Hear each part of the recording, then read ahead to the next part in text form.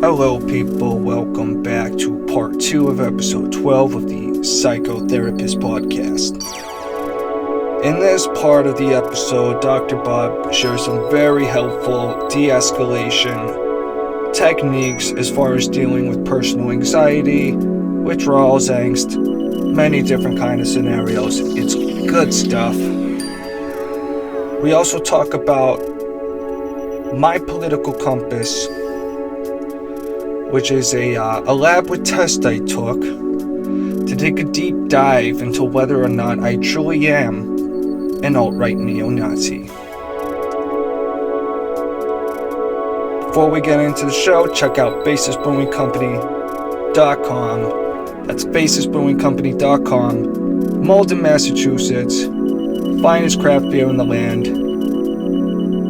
Check them out, and thank you for coming back to finish this psychotherapy session.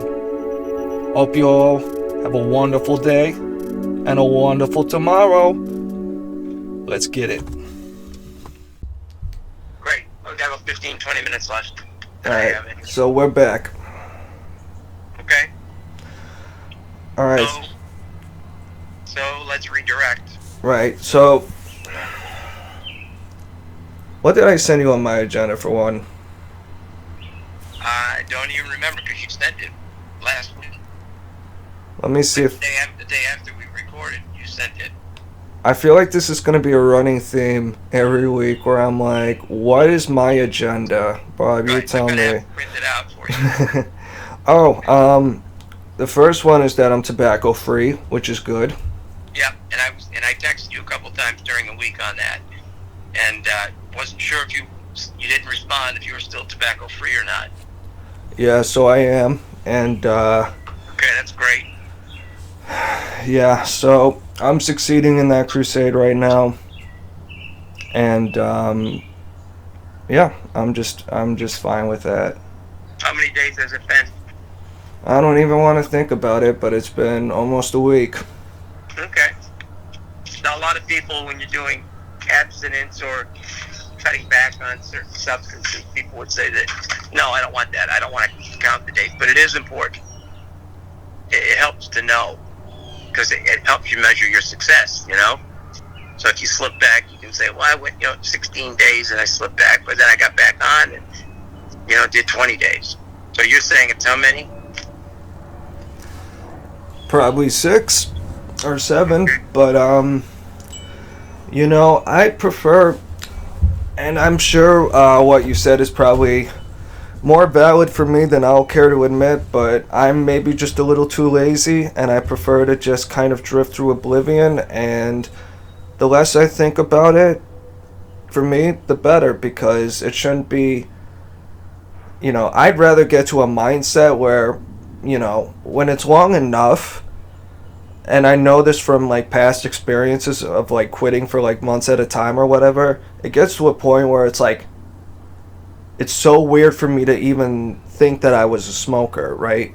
It's almost like I never was at a certain point, even if I sometimes still get urges. I don't know, it really has helped just focus my mindset. I feel more motivated, I have an easier time getting up in the morning, because my sleep's probably better, and it's made me actually want to cut back on the marijuana, I think, because for one thing, if I'm sprinkling a lot of tobacco, I can sometimes abuse it, where it's I'll just do mostly tobacco, so I'm get just a little more weed or whatever, whereas lately I'll smoke and then a joint or whatever, and in my head I can much more easily kind of say that's enough, I can feel this in my lungs, etc., etc. That's the kind of stuff you should write down. Improve sleep, more energy. Just kind of keep a notepad of observations. Yeah. And you glance at it every now and then, and it reinforces what you're trying to do. Yeah, the breathing element is probably the best. Just being able to go for a run and not want to, Die? Yep, yep. Oh joy, the dog. You're right on target. Yeah, so that's been going on. And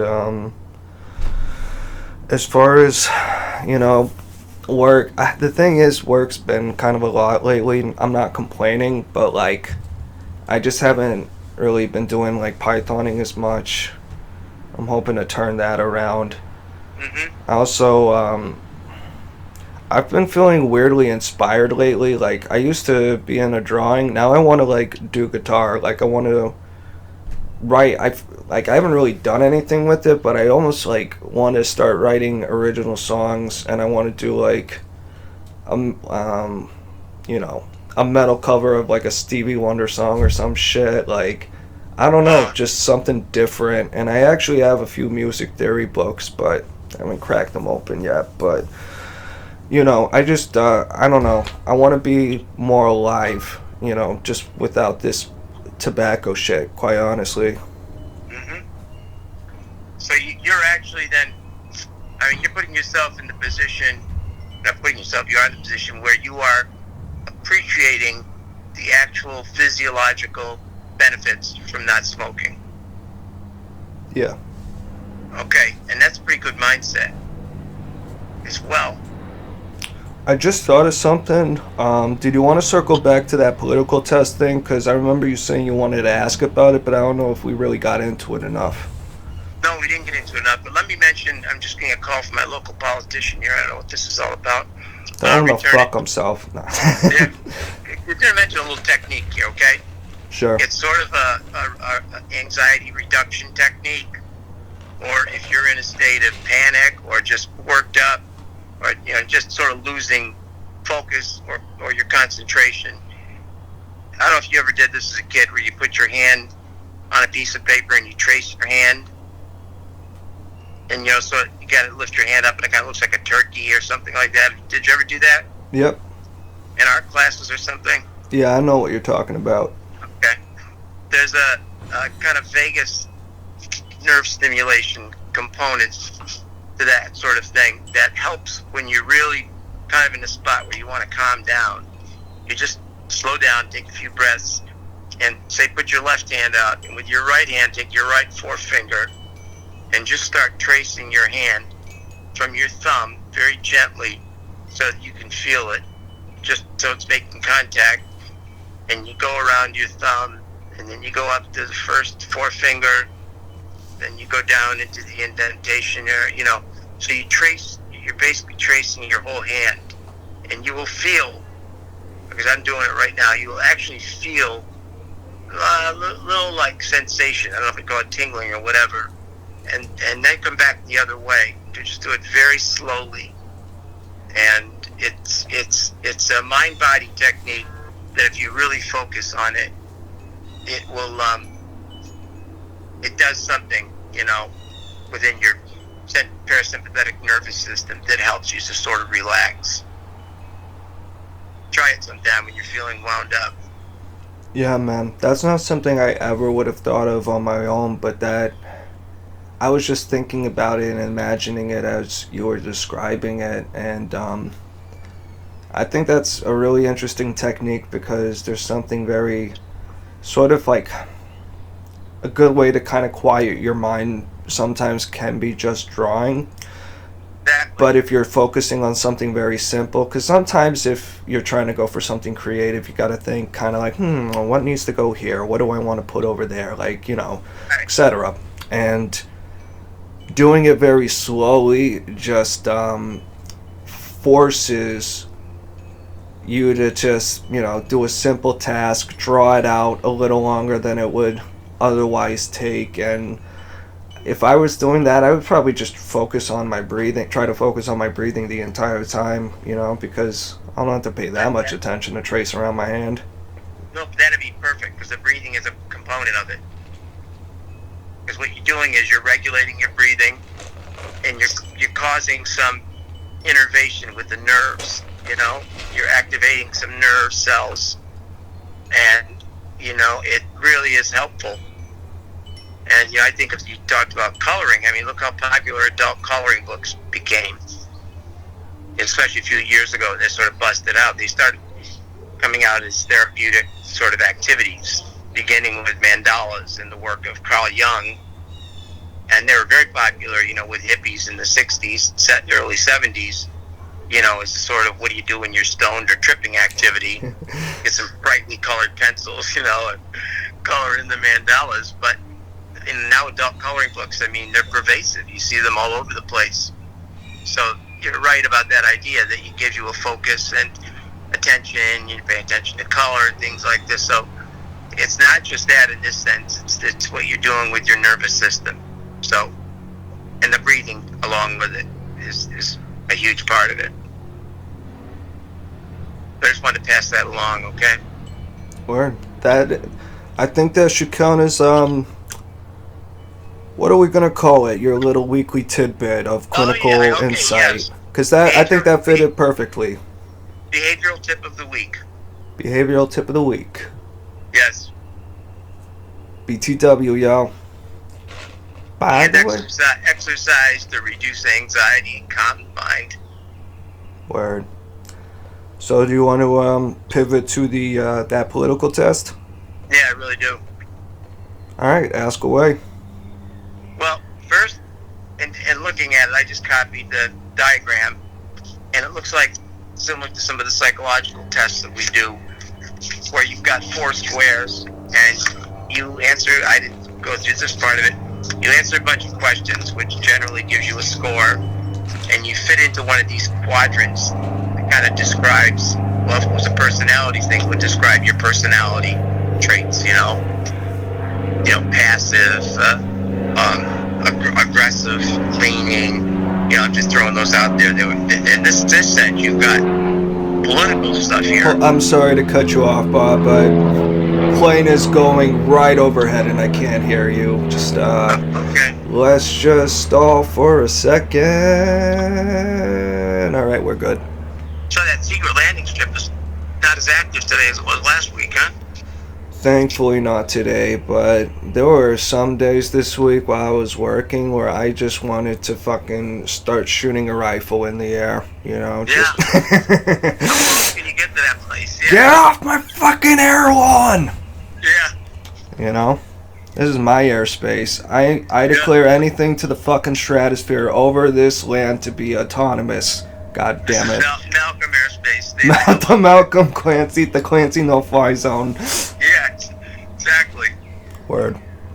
Okay, getting back to your political thing here. So, I guess that was what the exercise was supposed to do, was kind of let you know where you fit in on this quadrant as far as your political views. Correct? Yeah. So, do you want me to break it down?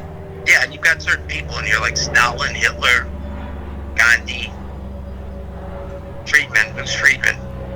Milton Friedman, the economist. Okay.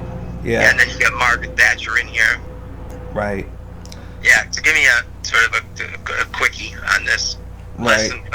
So first, the idea is kind of just get your sort of perception of like people, the world, economics, different idea, like kind of broad things like the role of the state, etc. Do we need to tax the rich? Do we need to, like, if someone is not producing for society, should we support, except like all these different little questions, and there are a range of intentionally vague questions, and each one you can say agree, disagree, strongly agree, or strongly disagree. There's no like middle ground, like it kind of forces you to agree or disagree with one side or the other. And there are some, the reason I enjoyed it was I thought there was some, there were a few kind of like ridiculous or obvious questions, but there were some really interesting stumpers that kind of made me like stop and think for a few minutes. And I think one of the better examples was, the question was, there are no civilized or savage peoples, there are only different cultures. And I just had to weigh it back and forth for a while because, the first thing that came to my mind was kind of the the old stereotype of like settled versus unsettled people. So sort of, Romans versus the Huns or Celts or whatever. The colonists versus the Native Americans, etc., etc. People who have walls and people who are nomadic, basically. And the Romans would have considered themselves the civilized peoples, but they were just as, like, they had gladiator games, they had crazy emperors, So on one level, you could say, oh, there's really no, like, they're just different cultures, right? But I kept thinking, like today, for example, like, I think what tipped me to disagree ultimately with the statement, not strongly disagree, but disagree with that statement that there's just different cultures, is like, I think for myself, some of the issues that go on with like the Middle East, and sometimes why it's really unsavory to be partnering with certain groups within that sphere, is that there's a lot of like child bride shit, you know what I mean? So Yeah. I think of that, and I think, maybe a Muslim theocratic guy might say, look, you can judge us, but it's what's been true for most of history. Your women are all running to abortion clinics. STDs is a huge issue. Drugs is a huge issue. We don't have these things because Allah is great. Fuck off. But I just, and it could just be my own American bias. I could be wrong. But I just can't reconcile that. Like, I know this country has done some savage shit, but there's nothing I can think of that's like just normal and traditional, and the same thing as just child brides. And, if I'm an asshole for thinking that, so be it. That's my opinion. So I would say there are, to a certain degree, there are, some cultures that are more civilized than others. So that's my assessment. Okay. But you can see how it can get very thought-provoking at times. So that's why I thought it was an interesting test. Yeah, it was. Did you all do it together, or did you just do it on your own? Oh, I just did this on my own. Okay, and then you asked your family for feedback as to how they would see you? Yeah, I asked Hermione and Yanni. I haven't asked the other two yet, but Yanni put me... so just for the people who, don't have a chart in front of them, there's an XY axis, and we've already said that XY is your left versus right, which is more of like kind of economic, like open markets first, the state produces everything. Yeah. And then on the y-axis, the vertical axis, you have authoritarianism versus anarchism, and which I think makes way more sense, because they said in the description, like, no, the opposite of fascism is not, communism, which so many people would argue just because of the wars between them, right, and how much they hated each other. But if you just think of any major religion, any internal, sectarian violence amongst any major religion, you could say, well, they may have really hated each other, but were they really opposites? Because they still fall under this broader umbrella of authoritarianism. And so that's why you can have left authoritarianism like Stalin, or right like Hitler, and the libertarian, is more like anarchist, or, less state government or whatever. And everyone had me in the top right quadrant, so, more free market, authoritarian, conservative, closer to Margaret Thatcher or Hitler. But I was in the bottom left quadrant, basically right on that Y line, so, excuse me, the X line, so, basically right smack in the middle. And as far as like social role of the state, I'm like, I lean a little libertarian, but it helped put things in perspective for me, because for a while I flirted with the idea that I was a libertarian, but I'm actually really not sold on that shit at all when I really thought about it. I think there's definitely a time and place for the state, whether we like it or not. So let's use these terms, and maybe we need to finish here with this. Start with the, author on the vertical line is authoritarian fascism, and then the bottom of that is libertarian anarchism. And then on the cross line, you've got your basic political left-right versus right. And where would you see, the extreme left being communism, and they use the term collectivism also, I'm not quite sure I understand that, but then the far right is neoliberalism, libertarianism. So where would you plunk yourself, your own point of view? So I think that dichotomy... In descriptive terms, like, using terms like conservative, libertarian, Well, I'm going to actually avoid those terms because I do consider myself truly in the middle. So when I think of communism versus neoliberalism, to me, neoliberalism, and at least the way they kind of explained it in the test description or whatever, was like just basically total free market, no intervention, just, I mean, that's why like Milton Friedman is so far to the right, but he's like more on the libertarian, less state control, because you can be very authoritarian, I guess, and still be like pro free market, but I don't know who that would fit. But anyway, so, and you have the idea of communism where the government just controls all the means of production. They decide how many shoes the country needs, and they regulate everything. So it's really kind of a regulate versus, and there were questions like should you tax or punish a company that's like polluting or something? I don't know. Some of the questions were a little more complicated than that, but I truly believe communism, the idea that the government could figure out how, just the simple equation of trying to figure out how many shoes your country needs, a bureaucrat versus a free market system, I'm going to give it to the free market system every time. Yeah. But the thing is, I trust really neither the private nor the public sector. Like, I don't see myself as a champion for either, because I can see corporations being just as corrupt as politicians. And so I think,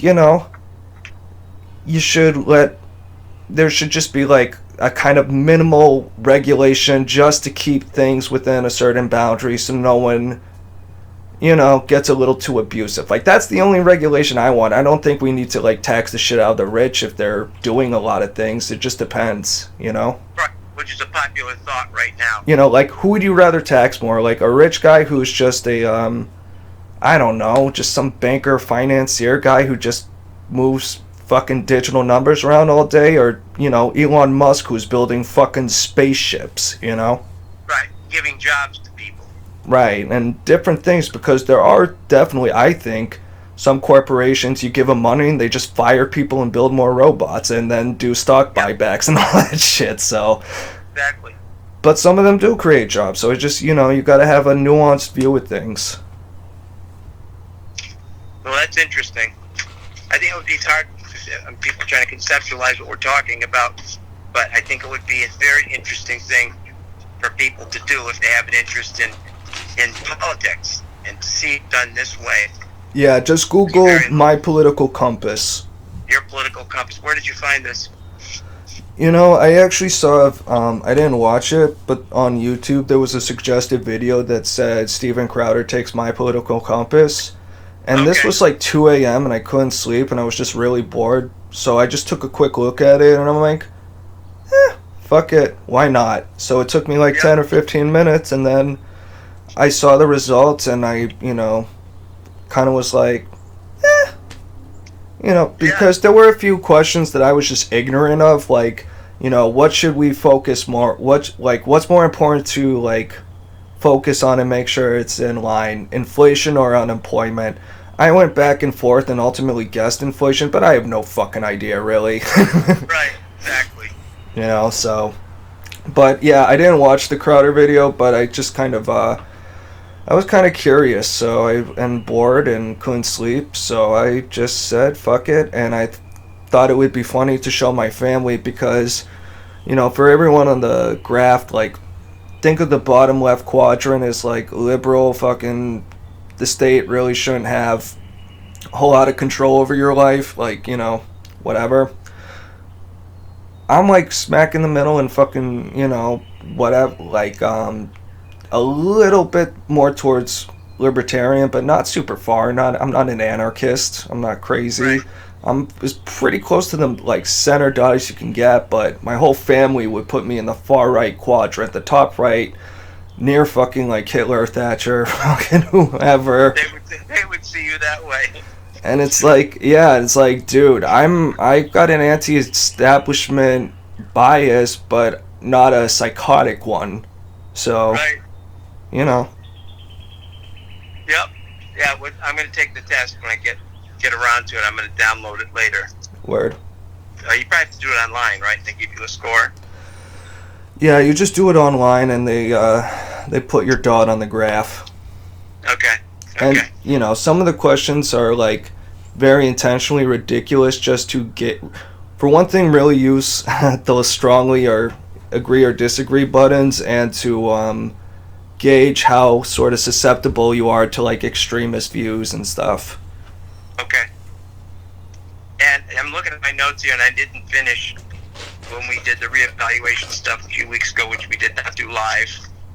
There were a few other questions that I didn't get to do with you that I would pretty much like to do next week, okay?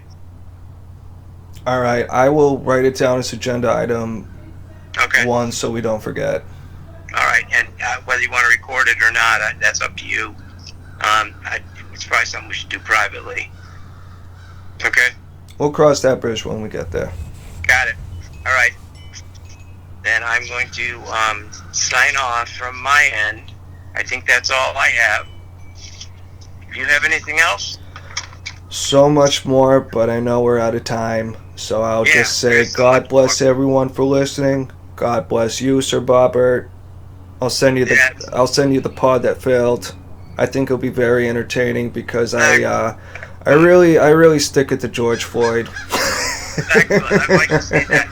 And the other one you sent to me, in the private one, I had trouble using the Google account to get to it. So just send it to me the way you've been sending it to me, okay? Well, that's probably what we should have talked about. Well, it's too late now. But the thing is, you called me about the HIPAA. Yeah, I did. So that's why I set it to private, so only someone with the link could view it. So what do you want to do? I don't think this particular episode had the issues that the other one did. I don't either at all, but I'm talking listen about to that previous episode. Like, do you want me to? Yeah. What I think I'll do? I would keep that private anyway. I think I might even just like delete the first part, put that on like just a private channel and send it to you. And honestly, the other one might be fine. I'll have to listen to it again, but I could probably switch that to public. But I'll check it out first, because just if there's any mention of Clancy drama, I'm just gonna not touch it. Okay. Well, I think the Clancy part's okay. I think some of the other stuff did not come up in today's podcast, so I think we're okay with it. All right. I'll listen to it and we'll take it from there. Okay. All right, cool, Bobber. I will speak to you next week. Let me ring you out, okay? All right. Amen, everyone. Peace out. Later, Malcolm.